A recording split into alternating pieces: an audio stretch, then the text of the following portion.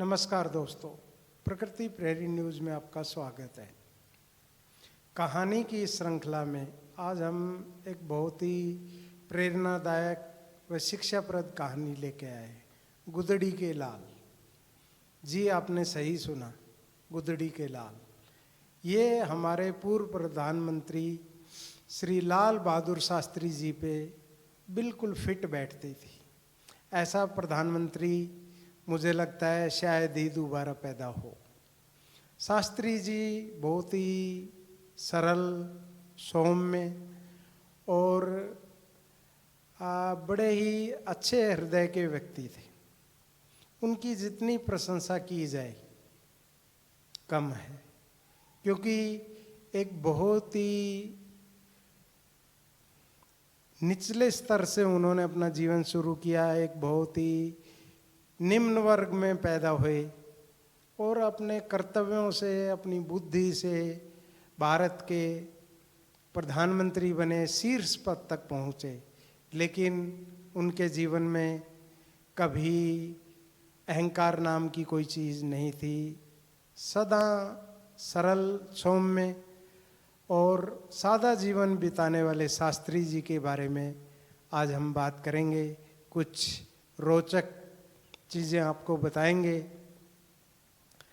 कुछ किस्से उनके बारे में बताएंगे कि एक वाकया उनकी धर्मपत्नी श्रीमती ललिता शास्त्री जी बताती हैं कि जब वो प्रधानमंत्री पद के लिए चुने गए तो उस टाइम शास्त्री जी के पास 2 ही धोती और 2 ही कुर्ते थे। धोती थी वो थोड़ी फटी हुई थी, तो ललिता शास्त्री जी ने मजाक करते हुए कहा कि श्रीमान, अब तो एक नई धोती ले लीजिए, अब तो आप भारत के प्रधानमंत्री हो गए हैं।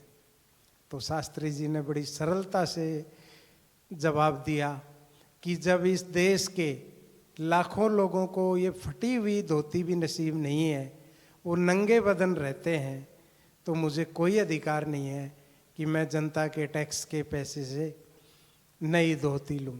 और उन्होंने अपने पूरे कार्यकाल में तकरीबन 2 साल के आसपास उनका प्रधानमंत्री का कार्यकाल रहा, कभी उन्होंने दिखावा नहीं किया कभी, और उसी फटी धोती से ही अपना काम चलाया। तो कितने महान विचार थे उनके। आज तो एक गांव का सरपंच जो बन जाता है वो करोड़ों अरबों के वारे न्यारे करता है, उसके घर आके बुलेरो खड़ी हो जाती है, तो वो तो देश के प्रधानमंत्री थे। अब मैं एक और वाक्य आपको बताना चाहता हूँ कि कभी उन्होंने प्रधानमंत्री को मिलने वाली सुविधाएं, गाड़ी का अपने निजी जीवन में इस्तेमाल नहीं किया। वो सिर्फ सरकारी काम के लिए ही सरकारी गाड़ी का यूज़ करते थे। एक बार क्या हुआ कि शास्त्री जी 2 दिन के विदेश दौरे पे गए हुए थे, तो पीछे से उनके सुपुत्र सुनील शास्त्री ने ड्राइवर को कहा कि भाई चलो हमें घुमा के लाओ। अब ड्राइवर बेचारा क्या करता, वो 40-50 किलोमीटर घुमा लाया।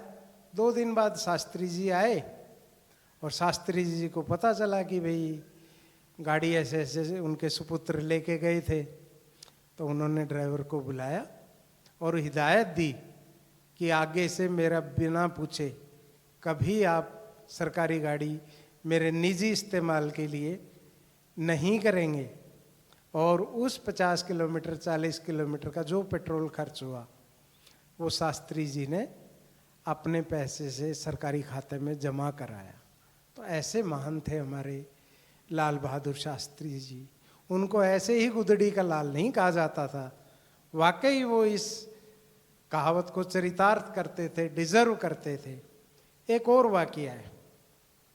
एक बार अमेरिका ने हमें लाल गेहूं देने से मना कर दिया, और वो लाल गेहूं था उसको P8 बोलते थे, और वो ऐसा सड़ा गला गेहूं था जिसको जानवर भी ना खाएं।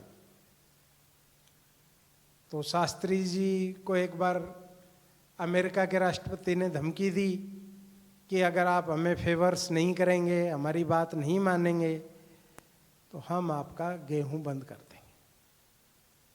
शास्त्री जी को बड़ी चिंता हुई कि देश कैसे इस बात को, एक बार इस देश में गंभीर अनाज का संकट पैदा हो गया था। तो लाल बहादुर शास्त्री जी ने अपनी धर्मपत्नी को पूछा कि भाई मेरा एक विचार है, एक आइडिया है कि अगर देशवासी सप्ताह में एक दिन शाम का भोजन ना करें तो हमें इस अनाज संकट से जूझने में बड़ी मदद मिलेगी। तो ललिता शास्त्री जी ने कहा कि आप मुझसे क्या चाहते हैं? तो शास्त्री जी ने कहा कि मैं ये देखना चाहता हूँ कि मेरा परिवार और मेरे बच्चे क्या एक दिन का उपवास कर सकते हैं। तो ललिता शास्त्री जी ने कहा बिल्कुल कर सकते हैं, और उन्होंने तय किया कि सप्ताह के अंदर एक दिन वो शाम का भोजन परिवार नहीं करेगा। उसके बाद लाल बहादुर शास्त्री जी ने पूरे देश से ये अपील की कि सप्ताह में एक दिन शाम का भोजन ना करें। जो आदमी फैसला करने से पहले अपने परिवार में उसको लागू करता है, क्या आज के नेता ऐसा करते हैं? चलो, देश उस संकट से निकला और एक आत्मसम्मान की रक्षा हुई। एक बार शास्त्री जी अपने बेटे का रिपोर्ट कार्ड लेने के लिए बेटे के स्कूल में चले गए, और वो भी किसी को बिना बताए। तो जैसे ही प्रधानमंत्री की गाड़ी स्कूल के सामने पहुंची, सिक्योरिटी साथ थी, पूरे स्कूल में हड़कंप मच गया। प्रिंसिपल दौड़ी दौड़ी आई और कहने लगी कि सर आपको आने की क्या ज़रूरत थी, मैं इस रिपोर्ट कार्ड को घर ही भिजवा देती। अब जो उनके क्लास टीचर का कमरा था वो तीसरे माले पे था, थर्ड फ्लोर पे था।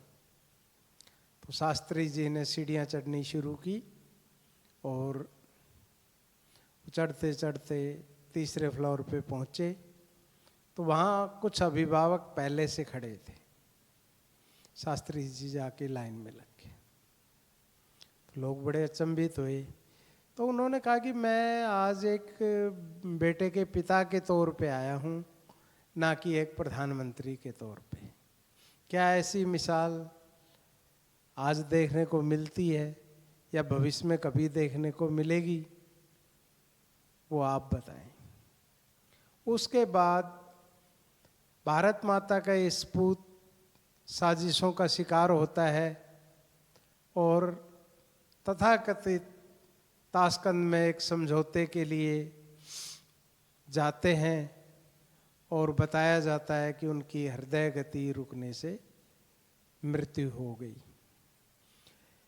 देश में दो ही केस ऐसे हैं जिनकी बॉडी का पोस्टमार्टम नहीं हुआ, एक लाल बहादुर शास्त्री और दूसरा राजीव दीक्षित। आम जनता के कुछ सवाल हैं कि क्यों नहीं हुआ, क्यों नहीं उसकी जांच हुई, किन लोगों को फायदा लाल बहादुर शास्त्री जी की मौत के बाद हुआ। ये सवाल मैं आप सबको छोड़ के जाता हूँ।